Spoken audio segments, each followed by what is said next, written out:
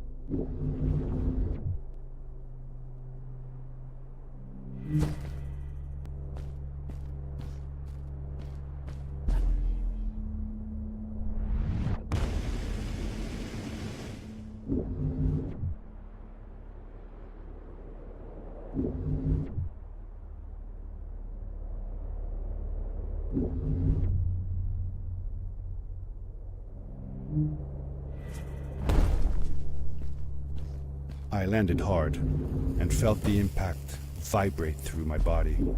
The suit had protected me, but it was in bad shape. The rocket boots were worst off. The crash had ruined the functionality completely. I knew that if I stayed here to fix them, I would probably freeze to death. I had no other choice than to press on.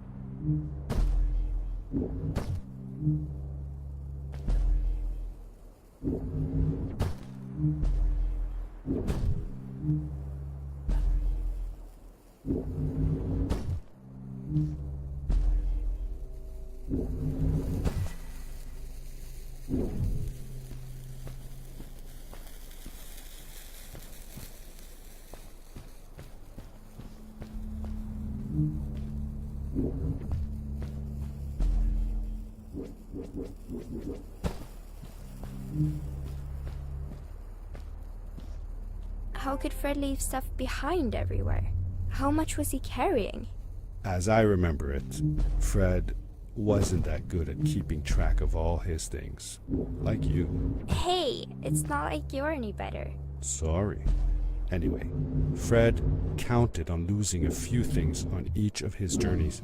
He always brought more stuff than he needed. For a paddling trip we had, he brought so many life jackets, we could barely fit ourselves in the canoes. Isn't it hard to lose track of a life jacket if you're wearing it? Good point. I guess he didn't really think of that.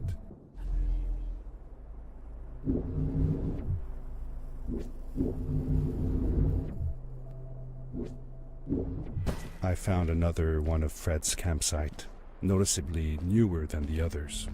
The fire was still smoldering, and I could faintly pick up the smell of the aftershave he always used.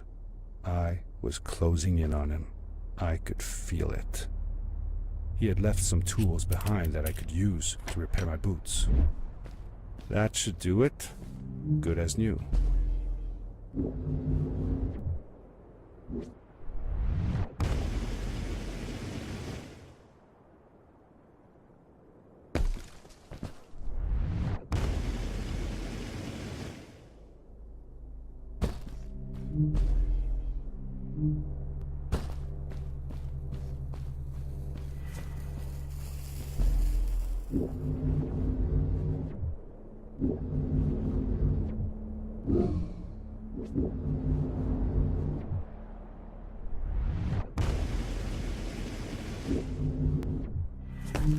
Buried beneath the ice, you could still see signs of what